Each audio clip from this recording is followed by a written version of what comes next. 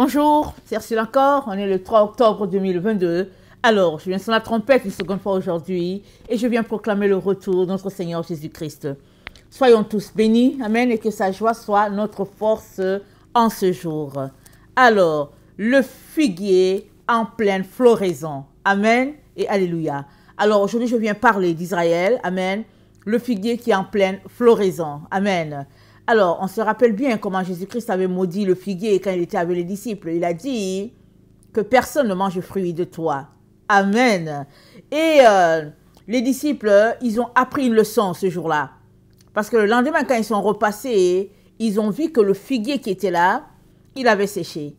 Et je ne sais pas si vous êtes arrivés devant cette situation à vous demander, mais pourquoi est-ce que ce n'était pas la saison? Et puis, il fallait quand même que le figuier produise des fruits. C'est comme, tu t'arrêtes, tu te dis, mais Jésus, il y a quelque chose que je ne comprends pas. Ce n'est pas la saison des figues. Pourquoi ce figuier-ci devait avoir des fruits? Amen. Je ne sais pas si vous êtes posé, moi je me suis posé la question tout le temps. Tout le temps. Et la première réponse que j'avais eue, c'était le fait que le Seigneur m'avait dit, le figuier, comme tous les arbres, ils savent qui est leur créateur. Alors, il devrait produire des fruits. Quand il sait que le Créateur approche, il devrait produire des fruits. Mais il n'a pas produit. Jésus l'a maudit. Alors, ça s'est arrêté là. C'est l'explication que j'ai toujours eue. Mais ces derniers temps, Jésus allait plus loin. Amen. Ça fait 2 semaines que je suis en train de regarder la parabole du figuier. Alors, Jésus-Christ a ouvert ma compréhension. Amen. Et il m'a donné de saisir que ce figuier-là qu'il a maudit, amen, je ne veux pas le lire, vous allez aller voir dans Marc. Si vous tapez figuier maudit, vous allez trouver ça dans votre Bible. Alors, ce figuier-là que Jésus-Christ a maudit avait des feuilles, mais il n'avait pas de fruits. Et Jésus-Christ m'a donné de réaliser que les fruits, s'il en produisait, ce n'est pas des bons fruits. Parce que ce figuier-là qui était là, c'est un figuier qui a été planté et transporté et transplanté par les hommes. Amen. Alors, ça, c'est l'explication que Jésus m'a donnée et j'ai ouvert grand les oreilles. Alors, ce n'était pas la saison, parce que la saison des figues, parce que les figues, ils ont la saison où ils produisent. Et pour nous, dans la parole de Dieu, le figuier est le symbole d'Israël dans la fin des temps. Alors, quand Jésus-Christ a dit, quand c'est écrit que ce n'était pas le temps de produire les figues, c'est que ce n'était pas le temps, amen, pour ce figuier-là d'être là. Amen. Parce que le figuier symbolise la fin des temps en rapport avec Israël et ce n'était pas le temps pour ce figuier d'être là parce que c'est un figuier qui a été transplanté par les êtres humains. Les êtres humains ont pris ce figuier-là, ils l'ont placé, donc ils transplantaient les figuiers, ils les mettaient, et puis ils voulaient que le figuier produise des fruits. Et ces fruits-là n'étaient pas les fruits que l'Éternel voulait. C'était les fruits que les hommes eux-mêmes voulaient. Ils voulaient une certaine race, ils voulaient un certain peuple, et puis bon, on sait tous, par exemple, si on prend l'exemple des Samaritains, c'était les cousins des Israélites, mais ils étaient mis de côté. Parce que les autres les traitaient avec mépris, les autres trouvaient que ils étaient versés vers des dieux étrangers. Et bon, et Israël n'allait pas vers eux. Israël plutôt les laissait de côté. Les traitait avec beaucoup de mépris. Et on se rappelle comment quand Jésus-Christ est allé, il a demandé de l'eau à la femme samaritaine. Elle était étonnée du fait qu'il y avait un juif qui lui parlait. Elle était tellement étonnée. Et ça a donné une évangélisation extraordinaire. Alors, il suffisait à un Israélite qui connaissait la parole d'inviter leurs cousins. Il suffisait de les inviter, de leur dire, écoutez, voilà comment on doit se comporter, voilà. Mais non, Israël les a carrément rejetés. Israël leur a tourné le dos et même, Israël ne passait même pas en Samarie pour avoir un contact avec eux parce qu'Israël les traitait de souillés. Mais Jésus ne voulait pas qu'Israël voie les choses comme ça. Alors Jésus-Christ est passé par là. Les disciples étant aussi israélites, ils avaient certainement la même pensée. Jésus-Christ les a envoyés acheter du pain. Et lui, il allait gagner une âme pour le Seigneur. Et cette âme-là a appelé tout le village. Et puis finalement, ils ont dit, voilà le sauveur qui devait venir. Amen.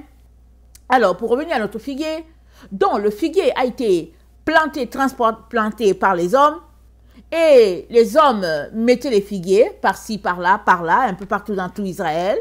Mais ils ne touchaient pas à leurs cousins, leurs frères samaritains, qui eux aussi avaient besoin d'une touche spirituelle, qui avaient aussi besoin d'un réveil. Et Jésus-Christ, donc passant par là, il voit le figuier, qui est ce figuier-là qui produit des fleurs, qui produit des feuilles. Et Jésus-Christ le maudit en disant que personne ne mange le fruit de toi. Parce que le fruit que ce figuier allait produire, ce n'était pas un fruit selon notre Dieu. C'était un fruit selon les hommes. Exemple, aujourd'hui sur la terre, on entend les gens qui parlent de race pure, de race ici, de race là. On entend les gens qui pratiquent le racisme envers d'autres peuples pour X raisons. Et ça, ce n'est pas dans le plan de Dieu et ce n'est même pas dans la voie de Dieu. Voilà l'exemple que je peux donner. Alors, Jésus-Christ dit que personne ne mange le fruit de ce figuier-là. Amen. Qui était le symbole d'un figuier que les hommes avaient planté et les hommes attendaient le retour de leur roi qui devait venir, puis leur Élie, etc. Alors Jésus-Christ dit que personne ne puisse manger le fruit d'un tel figuier mis en place par les hommes. Mais il y a un figuier que les gens devaient consommer et c'est le figuier planté par Dieu lui-même. Et ce figuier planté par Dieu, il serait planté à la fin des temps. Et ce n'était pas 2000 ans plus tôt, c'est dans les temps dans lesquels nous sommes. Alors, dans Matthieu 24, Jésus-Christ nous dit au verset 32, je vais lire la parabole, et après, on va aller dans Ézéchiel. Donc, Matthieu 24, le verset 22, Jésus-Christ le dit, le verset 32, pardon, instruisez-vous par une comparaison tirée du figuier. Dès que ces branches deviennent tendres et que les feuilles poussent, vous connaissez que l'été est proche. De même, quand vous verrez toutes ces choses, sachez que le Fils de l'homme est proche à la porte. Je vous le dis en vérité, cette génération ne passera point que tout cela n'arrive. Le ciel et la terre passeront, mes paroles ne passeront point. Alors, Jésus-Christ donc met l'accent ici sur les branches du figuier qui deviennent tendres, qui poussent, qui produisent des fleurs et tout ça. Et il dit quoi? Vous savez que l'été est proche.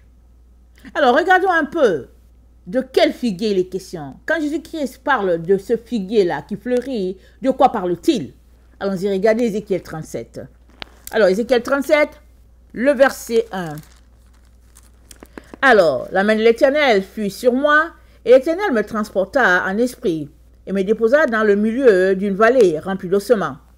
Il me fit passer auprès d'eux, tout autour, et voici, ils étaient fort nombreux à la surface de la vallée, et ils étaient complètement secs. Il me dit, fils de l'homme, ces eaux pourront-ils revivre? Je répondis, Seigneur Éternel, tu le sais. Il me dit, prophétise sur ces eaux, et dis-leur, ossements desséchés, écoutez la parole de l'Éternel. Ainsi parle le Seigneur l'Éternel à ces eaux. Voici, je vais faire entrer en vous un esprit, et vous vivrez. Je vous donnerai des nerfs, je ferai croître sur vous de la chair. Je vous couvrirai de peau, je mettrai en vous un esprit, et vous vivrez, et vous saurez que je suis l'Éternel. Je prophétisais selon l'ordre que j'avais reçu, et comme je prophétisais, il eut un bruit, et voici, il se fit un mouvement, et les eaux s'approchaient les uns des autres. Je regardais, et voici, il leur vint des nerfs, la chair crue, et la peau les couvrit par-dessus, mais il n'y avait point en eux d'esprit. Il me dit, prophétise, et parle à l'esprit, prophétise, fils de l'homme, et dit à l'esprit, viens, des quatre vents, souffle sur ces morts, et qu'ils revivent. Je prophétisais selon l'ordre qu'il m'avait donné, Et l'Esprit entra en eux, et ils reprirent vie. Ils se tinrent sur leurs pieds. C'était une armée nombreuse, très nombreuse. Il me dit, fils de l'homme, ces eaux, c'est toute la maison d'Israël. Voici, ils disent, nos œufs sont desséchés, notre espérance est détruite, nous sommes perdus. Prophétise donc et dis-leur, ainsi parle le Seigneur l'Éternel. Voici, j'ouvrirai vos sépulcres, je vous ferai sortir de vos sépulcres, ô mon peuple, et je vous ramènerai dans le pays d'Israël. Et vous saurez que je suis l'Éternel, lorsque j'ouvrirai vos sépulcres, et que je vous ferai sortir de vos sépulcres, ô mon peuple. Je mettrai mon esprit en vous, et vous vivrez.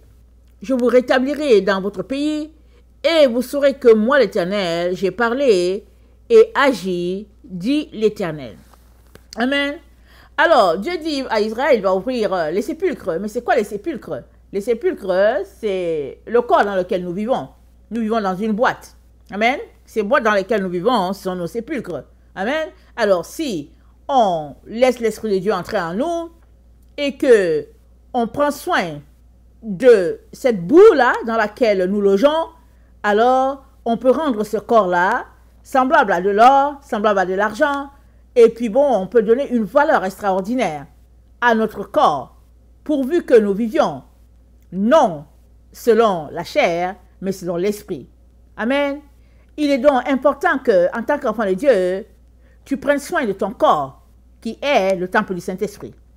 Dieu a voulu que nous logions dans des boîtes semblables à des sépulcres, et voilà, parce que la boue, elle n'a aucune valeur, n'est-ce pas? Elle n'a de valeur que si tu en prends soin. Et dans 1 Corinthiens 3, le Seigneur nous dit, ne savez-vous pas, vous êtes le temple du Saint-Esprit. On va lire cela rapidement, juste pour rafraîchir la mémoire de certains. Amen. Alors, dans 1 Corinthiens 3, c'est dit, le verset 16, ne savez-vous pas que vous êtes le temple de Dieu et que l'Esprit de Dieu habite en vous? L'Esprit de Dieu habite dans la boîte dans laquelle tu loges. Et c'est dit quoi? Si quelqu'un détruit le temple de Dieu, Dieu le détruira. Car le temple de Dieu est saint et c'est ce que vous êtes. Alors, notre corps, c'est le temple du Saint-Esprit. L'Esprit de Dieu loge dans ce corps-là. Ça veut dire que toi et moi devons tout faire pour laisser l'Esprit dominer en nous, pour laisser l'Esprit nous diriger, pas les choses de la chair. Quand nous laissons les choses de la chair nous diriger, alors on meurt. On est semblable à des eaux desséchées. Il n'y a aucune vie en nous. Même si nous marchons sur nos pieds, il n'y a aucune vie en nous. Alors ces ossements étaient dans une vallée. Amen. C'est quoi la vallée? Mais les ossements étaient dans la vallée. Et nous savons que, qu'est-ce que Jésus-Christ nous a dit?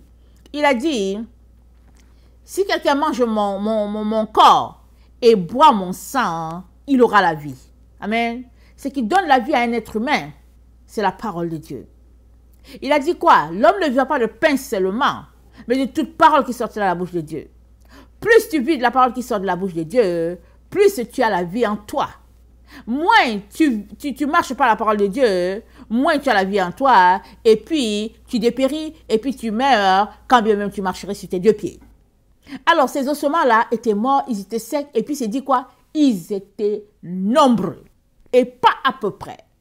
Alors, autant, quand Dieu enverra la vie dans les corps des personnes qui sont déjà mortes depuis longtemps, il y aura la résurrection, autant toi et moi avons besoin que Dieu envoie la vie en nous pour que nous puissions être des êtres vivants, c'est-à-dire vivants selon notre Dieu. Alors, pour ce qui concerne la vie de Dieu en nous, ça dépend de toi, ça dépend de moi. Amen. Toi et moi avons le choix de faire de notre corps le temple du Saint-Esprit ou pas. La Bible dit que notre corps c'est le temple du Saint-Esprit. Mais la question elle est celle-ci. Que fait-il de ton corps, matin, midi, soir? Comment en prends-tu soin? Plus tu prends soin de ce corps-là, plus tu es en train de mourir. Mais plus tu laisses le corps dépérir et tu t'élèves en prenant soin de l'Esprit de Dieu, en prenant soin de ton âme, plus tu t'occupes de ton âme, plus tu t'occupes de ton esprit, alors tu es en train de donner de la valeur à ton corps. Tu es en train de donner de de la lumière à cette boîte dans laquelle tu vis. Alors, il y a un paradoxe qui se passe ici. Quand on dit de prendre soin de son corps, ce n'est pas de mettre la poudre dessus, de mettre la pommade, la crème, et puis le vernis et tout. Non. Tu prends soin de ton corps en te dépossédant des choses de ce monde et en te concentrant sur la parole de Dieu.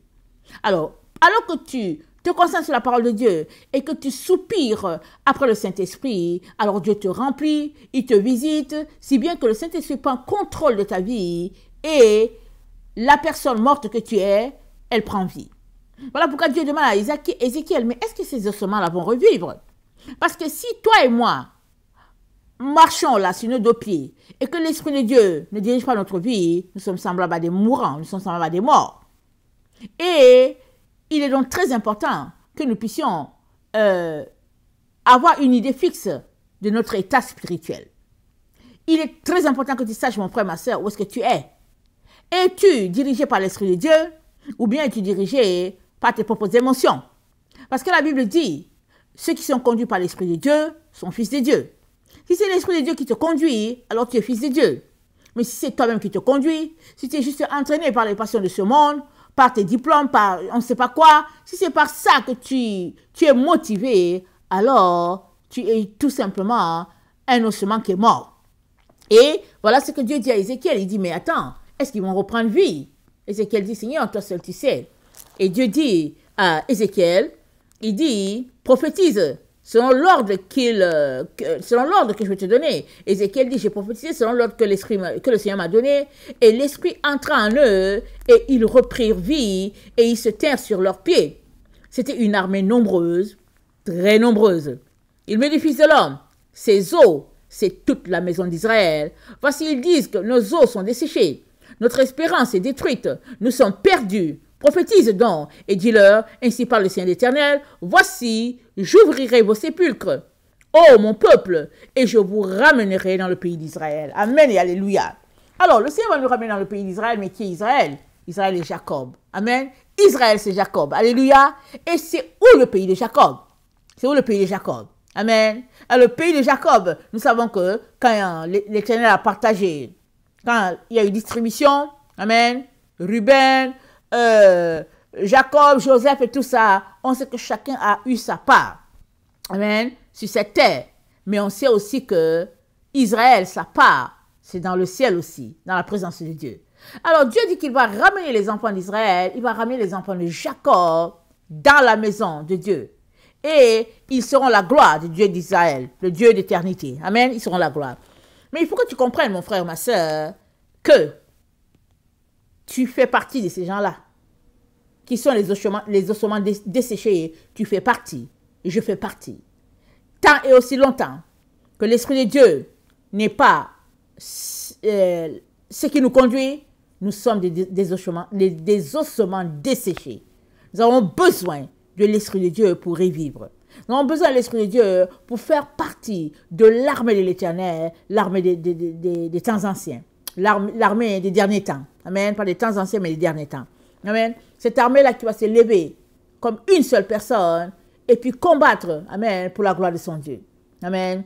Alors, donc, Dieu dit, il va nous ramener, il va ouvrir nos sépulcres et il va nous faire sortir et il va nous rétablir dans notre pays. Alléluia et amen. Ça, c'est quelque chose de très profond. Il y a des parties que je ne peux pas apporter l'enseignement maintenant. Le jour que le Seigneur permettra, j'apporterai l'enseignement, ok? Mais on doit comprendre que Israël, ce n'est pas Israël dans le passeport, mais Israël, c'est Israël dans le cœur et dans la pensée. Amen. Parce que sont appelés fils d'Abraham tous ceux-là qui marchent par la foi sont le Dieu d'Abraham. Amen. Très, très important. Alors, le figuier donc est comparé, amen, à tous ces enfants d'Israël que Dieu est en train de rassembler sur la terre. Amen. Lisons Ézéchiel 37, le verset 15. La parole de l'Éternel me fut adressée en ces mots. Et toi, fils de l'homme, prends une pièce de bois et écris dessus pour Juda et pour les enfants d'Israël qui lui sont associés. Prends une autre pièce de bois et écrit dessus pour Joseph, bois d'Éphraïm et de toute la maison d'Israël qui lui est associée. Nous savons que Éphraïm, il est né de Joseph et d'une mère égyptienne. Ok? Alors, et Judas, nous savons Judas a eu ses enfants de Tamar, une prostituée. Donc, regardons un peu le tableau. Vous voyez? Vraiment, notre Dieu, c'est un Dieu de compassion, c'est un Dieu d'amour, c'est un Dieu qui va chercher les uns et les autres pourvu que leur cœur le cherche. Amen. Pourvu que ton cœur veut la vérité, ton cœur veut être avec ce Dieu-là, tu feras partie de sa descendance, tu feras partie de ses enfants. Amen. Alors, rapproche-les l'une de l'autre, le verset 17 dans Ézéchiel 37, rapproche-les l'une de l'autre pour en former une seule pièce, en sorte qu'elle soit une dans ta main. Et lorsque les enfants de ton peuple te diront, ne nous expliqueras-tu pas ce que cela signifie? Réponds-leur, ainsi parle le Seigneur l'Éternel. Voici, je prendrai le bois de Joseph, qui est dans la main d'Éphraïm, et les tribus d'Israël qui lui sont associées, je les joindrai au bois de Juda, et j'en formerai un seul bois, en sorte qu'il ne soit qu'un dans ma main. Alors Dieu prend le bois de Juda, il prend le bois de Éphraïm, il en fait un seul bois. Amen. Voilà le figuier des temps anciens. Voilà le figuier que Jésus-Christ lui-même a assemblé. Amen. Et c'est ce figuier-là qui est en train de fleurir en ce moment. Et Dieu attend des fruits de ce figuier-là. Amen. C'est de ce figuier-là qu'il est question. Ce n'est pas les autres figuiers où les gens les assemblent pour dire que bon, on a formé la nation d'Israël, elle a été née en 1948, etc. Et puis bon, d'autres qui disent bon, on cherche la race pure, et puis ceux-là, ils ne font pas partie. Non, non, non. Ce n'est pas de ça que Dieu parle. Dieu parle de ce que lui-même il est en train d'assembler. Amen. Et il assemble chacun selon la disposition de ton cœur. Ton cœur cherche-t-il le vrai Dieu? Alors tu seras assemblé et tu feras partie de ce figuier-là. Ton cœur cherche-t-il un Dieu quelconque? Alors tu seras exclu. Quand bien même dans ton sang on trouverait le sang d'Abraham. Tu serais exclu. Amen. Il est très important qu'on saisisse ce que Dieu est en train de faire en ce moment. Amen. On est complètement dans le temps de la fin. Parce que ceux qui habiteront le pays de Jacob, amen, ce sera ceux-là qui auront décidé de marcher par l'esprit.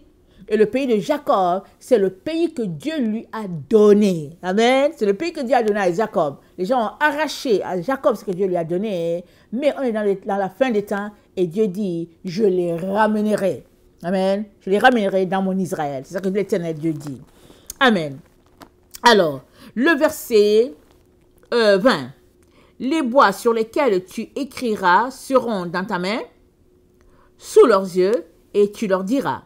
Ainsi parle le Seigneur l'Éternel. Voici, je prendrai les enfants d'Israël du milieu des nations où ils sont allés, je les rassemblerai de toutes parts et je les ramènerai dans leur pays. Je ferai d'eux une seule nation dans le pays, dans les montagnes d'Israël. Ils auront tous un même roi, ils ne formeront plus deux nations et ils ne seront plus divisés en deux royaumes. Ils ne se souilleront plus par leurs idoles et par leurs abominations et par toutes leurs transgressions. Je les retirerai de tous les lieux qu'ils ont habités et où ils ont péché et je les purifierai. Ils seront mon peuple et je serai leur Dieu. Mon serviteur David sera leur roi et ils auront tous un seul pasteur. Ils suivront mes ordonnances, ils observeront mes lois et je les mettrai en pratique. Non, ils observeront mes lois et ils les mettront en pratique. Ils habiteront le pays que ils habiteront le pays que j'ai donné à mon serviteur, Jacob, et qu'ont habité vos pères, et ils habiteront leurs enfants et les enfants de leurs enfants à perpétuité. Et mon serviteur David sera leur prince pour toujours. Je traiterai avec eux une alliance de paix.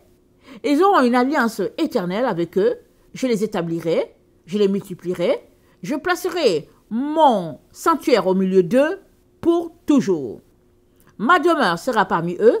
Je serai leur Dieu et ils seront mon peuple. Et les nations sauront que je suis l'Éternel, qui sanctifie Israël, lorsque mon sanctuaire sera pour toujours au milieu d'eux. Amen. Pourquoi Dieu dit que les nations sauront que il est l'Éternel qui sanctifie Israël? C'est parce que c'est les nations qui ont dispersé Israël. Les nations, on ne dit pas de Dieu ici. Nous, on ne connaît pas ce Dieu-là. On fait ce qu'on veut.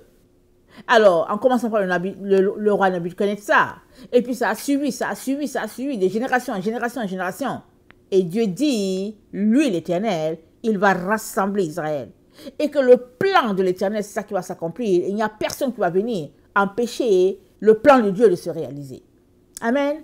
Et si tu te réclames du Dieu d'Israël, amen, c'est-à-dire le Dieu qui est le Père de Jésus-Christ, si tu te réclames de ce Dieu-là, il est très important que tu sortes des différentes divisions qui existent au niveau de ta pensée. Les gens ont divisé, c'est-à-dire qu'ils ont déconnecté les chrétiens d'Israël, et puis entre eux les chrétiens, ils ont divisé les chrétiens, ils ont balkanisé. C'est-à-dire que division sur division sur division, et puis on ne sait même plus où se mettre, parce que tellement il y a la division. Mais notre Dieu, il est un. Amen. C'est un Dieu un. Il est Dieu Aleph. Amen. Il est Dieu Aleph. Et il rassemble ses enfants. Et dans la fin des temps où nous nous trouvons, il nous marque du Tav.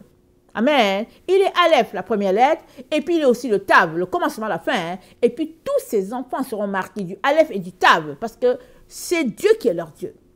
Alors si tu veux être marqué du Tav qui contient en même temps Aleph, c'est-à-dire Aleph, c'est le signe, c'est le symbole, c'est l'alliance que nous avons avec notre Dieu. Amen. Alors si tu veux être marqué du Tav, comme Dieu l'a prévu, il est très important que tu t'organises pour faire sauter de toi tous les comportements par parcimonie. Il est très important que tu sortes de là et que tu fonctionnes avec le seul Dieu qui existe sur la terre, le Dieu d'Abraham, d'Isaac et de Jacob, le vrai Dieu, Amen, créateur de l'univers, Père de notre Seigneur Jésus-Christ. C'est lui qui est notre Dieu. Il n'y a pas un autre Dieu. Il n'y a pas un Dieu intellectuel. Il n'y a pas un Dieu selon ceci, cela. Non, non, non, non. Il y a un seul Dieu. Il ne peut pas être divisé. La preuve, il est Aleph, un seul Dieu unique. Le seul Dieu éternellement béni. 3 fois saint. En tout cas, Dieu éternel, Dieu omnipotent, omniscient. C'est le Dieu. C'est ce Dieu-là que nous adorons. C'est ce Dieu-là que nous créons. C'est ce Dieu-là que nous servons. Et ce Dieu-là, celui qui rassemble Israël. Amen. Et tu es Israël. Si tu décides de marcher selon ces règles, et tu seras compté parmi le figuier, tu feras partie de ce figuier-là. Amen.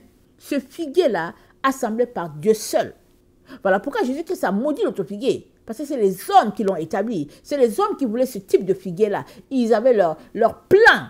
Et Jésus-Christ dit, non, non, non, il est maudit. Il dit que personne ne mange le fruit de toi. Genre un peu que ce qu'on voulait mettre en place, Jésus-Christ dit, ça ne va pas marcher. Ça ne va pas marcher. Ce qui marchera, c'est ce que Dieu le Père a prévu. Amen et alléluia. Alors, dans... Attendez. Dans Michée 5, le verset 6 à 14, voilà ce que dit notre Dieu. Michée 5, le verset 6 à 14. Il dit, Michée 5, verset 6, il dit, le reste de Jacob sera au milieu des peuples nombreux, comme une rosée qui vient de l'Éternel, comme des gouttes d'eau sur l'herbe. Elle ne compte pas sur l'homme. Elles ne dépendent pas des enfants des hommes. Le reste de Jacob sera parmi les nations, au milieu des peuples nombreux, comme un lion parmi les bêtes de la forêt, comme un lionceau parmi les troupeaux de brebis. Lorsqu'il passe, il fout les déchire, et personne ne délivre. Que ta main se lève sur tes adversaires, et que tes ennemis seront exterminés. Alors, pourquoi Dieu dit que le reste d'Israël sera dispersé parmi les nations? Regardez bien ce qui se passe. Regardez au niveau de l'actualité. Peu importe depuis combien d'années. Les gens pointent Israël. Et ils disent qu'Israël va retourner chez eux. Ils disent que Dieu a dit qu'Israël va retourner sur la terre promise. C'est ça qu'ils disent. Mais, qu'est-ce que Michée nous dit? Michée nous dit, le reste de Jacob sera au milieu des peuples nombreux. Jacob est dispersé. Israël est dispersé sur toute la terre. Il n'y a pas un endroit où Israël n'est pas dispersé. Et le figuier que les hommes veulent planter, c'est de pointer un endroit bien précis en disant le reste d'Israël va rentrer dans cet endroit-là. C'est ça ce figuier-là que Jésus-Christ a maudit là. Alors imaginons que chaque personne qui a le Dieu d'Israël décide de rentrer dans Israël, le petit Israël là. Qui va habiter là-bas? Mais il n'y aura pas de place. Ce n'est pas habitable, il n'y aura pas de place.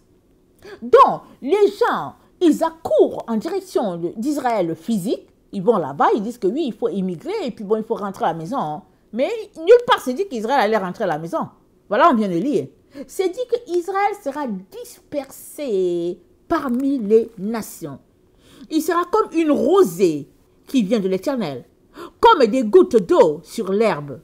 Elle ne compte pas sur les hommes, elle ne dépend pas des enfants de l'homme. Le reste de Jacob sera parmi les nations, au milieu des peuples nombreux, comme un lion parmi les bêtes de la forêt, comme un lionceau parmi les troupeaux des brebis. Lorsqu'il passe, il foule et déchire. C'est ça que Dieu a prévu pour Israël. Israël est dispersé. Par contre, voilà comment on va reconnaître Israël. Allons-y, Michée 6, le verset 1 à 8. Parce que nulle part, Dieu n'a dit que Israël allait retourner à la maison. Il n'a pas dit ça. Il n'a pas dit que tout le monde doit aller là-bas à Israël. Même si les gens disent que oui, l'État d'Israël a été créé en 1948 ou 1947, et puis et puis Et donc, ça, c'est le figuier de l'homme. L'être humain avec H. Voilà ce que l'homme a prévu. De faire encore la séparation, de balkaniser, de diviser, de faire les choses. L'homme, c'est comme ça, quand l'homme entre dans quelque chose, il vient, il gâte toujours.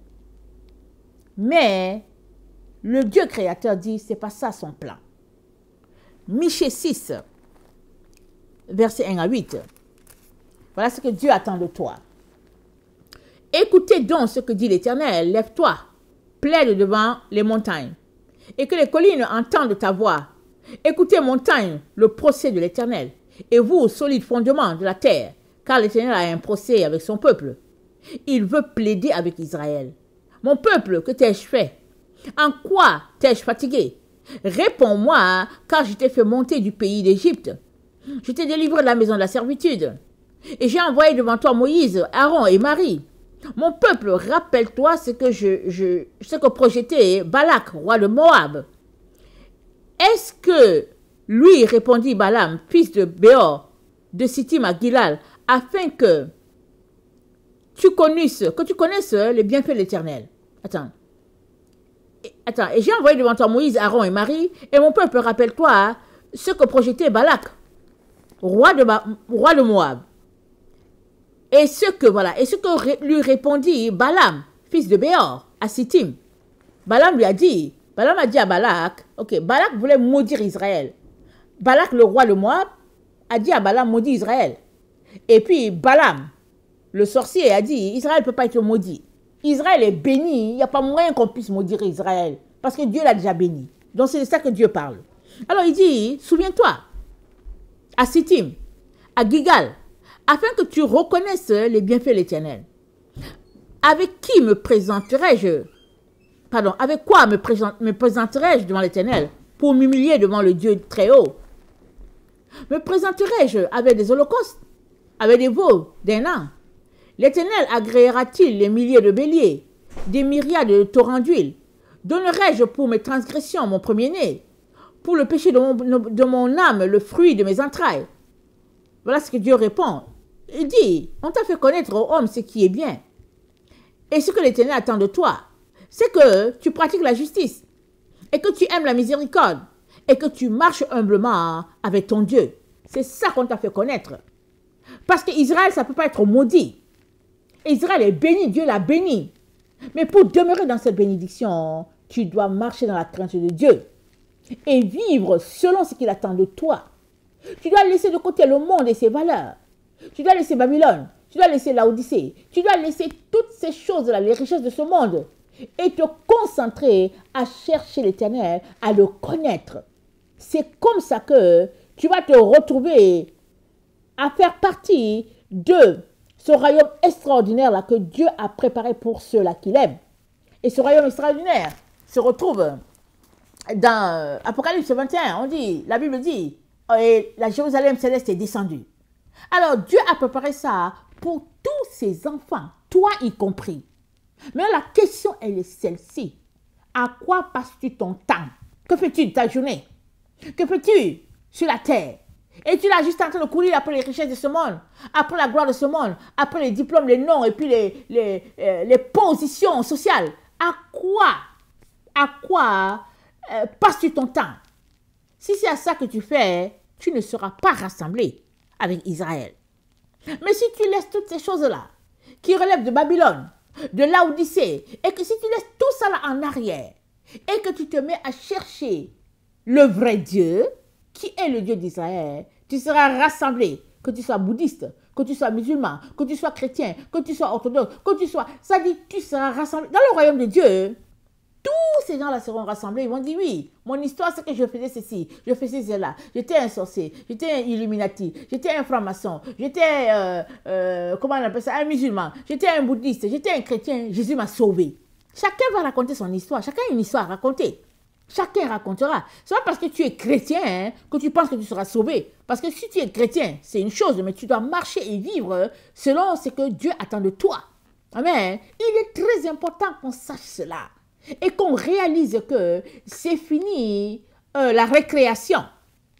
La récréation, c'est de nous faire croire que oui, parce qu'on donne notre vie à Jésus, et que bon voilà, Jésus est mort pour nous, alors on se dit, on se réclame de ce Jésus-là, et on pense que Jésus-Christ est pour nous, et puis on n'a rien à faire. On marche dans tous les péchés. On est là, on commet le péché à outrance, on vit comme, ça dit qu'on vit sans loi. On fait ce qu'on veut. On ne respecte même pas le sabbat. On dit que oui, pour nous c'est dimanche, et on est là, on est dans le leurre, dans l'illusion la plus totale, et on refuse. C'est ça l'histoire. Mais Dieu te dit, on t'a fait connaître au homme ce qui est bien. Et ce que l'Éternel demande de toi, c'est que tu pratiques la justice, que tu aimes la miséricorde et que tu marches humblement devant ce Dieu-là. Ce n'est que comme ça que tu feras partie de ce figuier-là prophétisé. Et ce figuier-là, il est où? Il est en train de fleurir. Et c'est dit quoi? Il dit, quand vous voyez le figuier fleurir, vous savez que l'été est proche.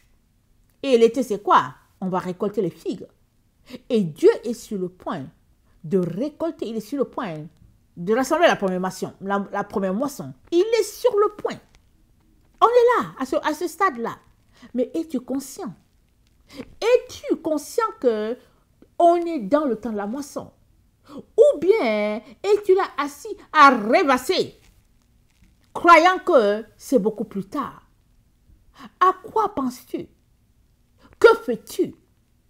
Jusqu'où es-tu engagé à préparer le retour du Seigneur?